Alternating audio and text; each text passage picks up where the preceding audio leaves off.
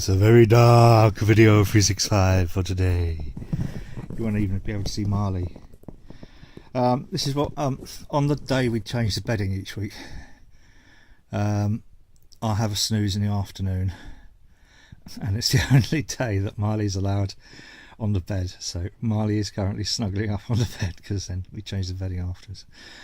Anyway, so no, you didn't need to know that. It's just that I can then snuggle up in bed with Marley, and yeah, that sounds a little bit like doggy abuse, really, doesn't it? Anyway, I'm going to try and be quick because today's Valentine's Day. Yes, I bought flowers and all that for all my women, and it's been nice so far. It's about 5 o'clock in the evening now, and I'm snuggled up, wrapped up in my duvet in my bed, having a little snooze in the afternoon. Well, I want to mention, because it's Valentine's Day, and also because I've had to do an awful lot of writing recently about S&M relationships, is just give you a little bit of the history behind that, and that goes back to 1985. What happened in 1985? We recognised there was this thing called HIV/AIDS, and because a couple of government ministers' children were involved with injecting drug use, we recognised the two main forms of transmitting HIV, which is a virus that can go on to cause AIDS. Were the two main groups were injecting drug users and people who are having unprotected sexual intercourse. Unfortunately, a lot of the focus fell upon gay men, but we later realised it affected everybody. And during that time, what we had to do was we had to introduce the idea for the first time in reality since the Middle Ages of, well, actually probably not since the Middle Ages, since things like penicillin. We had to introduce the idea of wearing condoms when we were having sexual activity. And the thing about that is, that's a difficult thing for a lot of people, because what we had to do was start talking about sex. Because if you're about to have sex with someone, suddenly you say that you have to wear a condom. What are you actually saying? You're saying, well, actually, I think you're a bit dirty, or I think you might be a bit of a slag, or I think you might have, fucked too many women, or blah, blah, blah, etc. So what people had to do was actually find a way of negotiating and talking about the use of condoms. And we had different things like trying to make it fun or whatever. One of the groups that we found that were least at risk of transmission of HIV and AIDS, Marley, no, no, good boy, were obviously lesbians, but also people involved in S&M relationships. And the reason that we found that they were at lower risk was because people who are in S&M relationships already knew about talking and discussing about their needs and their wants, and so adding condoms into the mix was nothing new. It was just a natural progression into their sexual activity. Not that, as I've previously said, S&M relationships are wholly to do with sex. It's all to do with trust and power and the sharing of power, and about that deep emotional experience.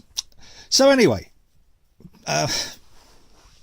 leaving aside people in S&M relationships, going back to normal people, if there is such a thing as normal people.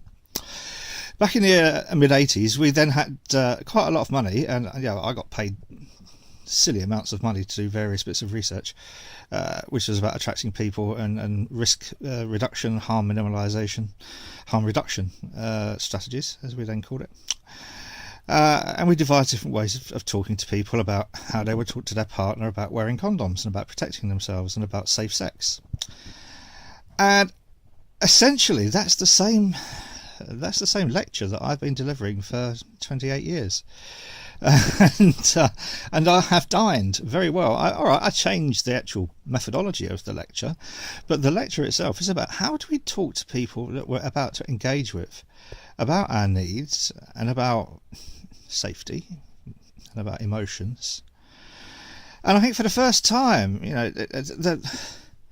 awful though it was, the discovery of HIV, which could then go on to lead to AIDS, awful though that was, it was actually quite liberating, because it did enable people to actually talk to each other rather than just a quick clumsy shag. It enabled people to discuss that relationship, that sexual relationship with their partner, and that was quite vital. And so what I've done is dined off that ever since, really, and actually looked at relationships and how relationships, they are complex things, but they don't need to be.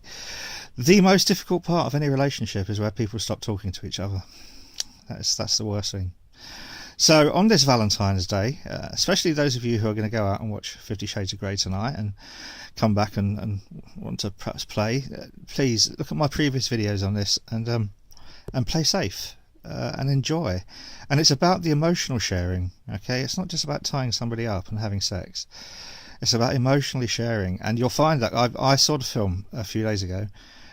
It's not bad, actually. It is actually quite good. It's certainly better than the book.